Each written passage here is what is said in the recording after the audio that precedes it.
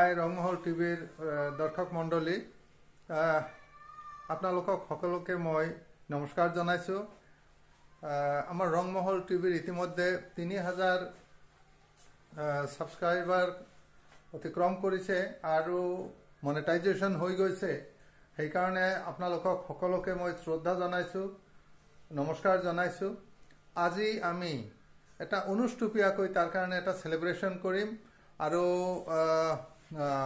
খুব জাকজমকৈ কৰিব নোৱাৰিম কাৰণ আছে কোভিড প্ৰটোকলৰ মাজত বেলেগ কোনো অনুষ্ঠান কৰাটো সম্ভৱ নহয়। গতিকে একদম অনুষ্ঠুপীয়াকৈ আমি পালন কৰিবলৈ লৈছো অকল আপোনালোকৰ প্ৰতি শ্ৰদ্ধা প্ৰদৰ্শন কৰাৰ কাৰণে। আমাৰ এই অনুষ্ঠুপীয়া অনুষ্ঠানখন চাব। ধন্যবাদ। বন্ধুসকল, এই ৰুমটো মই নতুনকৈ বনাই আছো। এইটো বৰ্তমানে টেম্পোৰাৰী ষ্টুডিও হিচাপে মই কাম কৰিম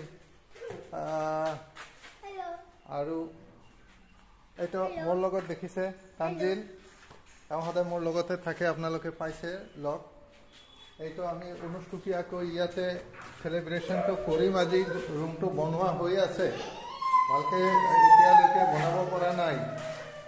আমি ইয়াতে সেলিব্ৰেট কৰিম।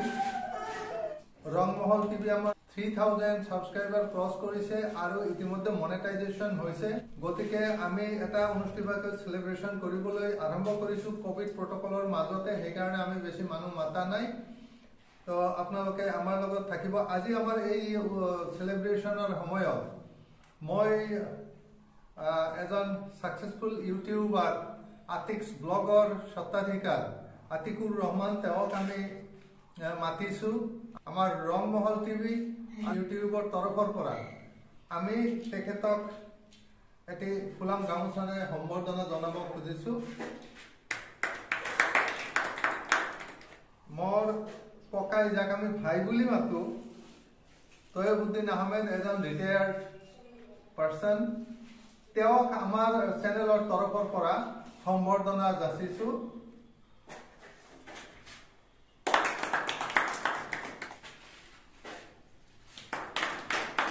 রুহুল আমিন, আমার টেকনিক্যাল সাহিত্য চায়, এডিটিং করে, ক্যামেরা চলায় আর সকল প্রকারে টেকনিক্যাল সাপোর্ট দিয়ে আছে। আর এই চ্যানেল দুটার ওপৰত বহুত ডাঙৰ অৱদান আছে।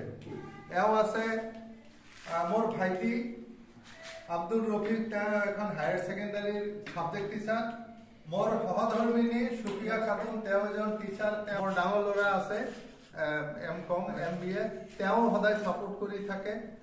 আৰু মোৰ বোৱাৰী আছে। আৰু এই বেকগ্ৰাউণ্ডত যিজন ব্যক্তি আটাইতকৈ বেছি অৱদান থকা বুলি মই অনুভৱ কৰোঁ, তেওঁ ডক্টৰ আব্দুল আৱাল, এখন গভৰ্ণমেণ্ট ডিগ্ৰী কলেজৰ প্ৰিন্সিপাল হয়। মোৰ দুৰ্ভাগ্য যে তেওঁক আজি ইয়াতে মই উপস্থিত কৰাব নোৱাৰিলো কোভিড প্ৰটোকলৰ কাৰণে। তেওঁ মোৰ ভাইটি হয়।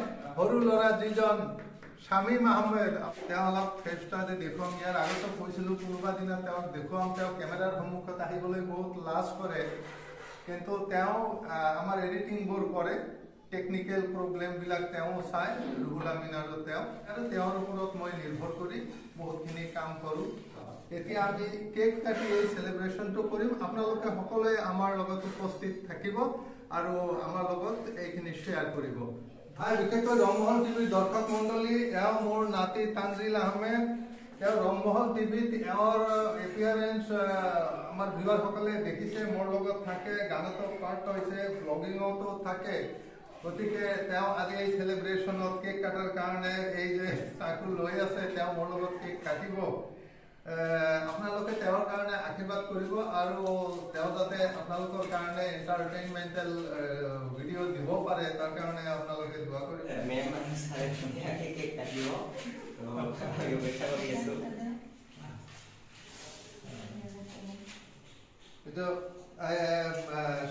তানজিল আহমেদে কেক কাটিব মোৰ হৈ। আপোনালোকে আমাৰ লগত থাকিব আৰু যদিও আপোনালোকে দূৰত আছে, আপোনালোকে হাত শক্তি মাৰি ধৰিব।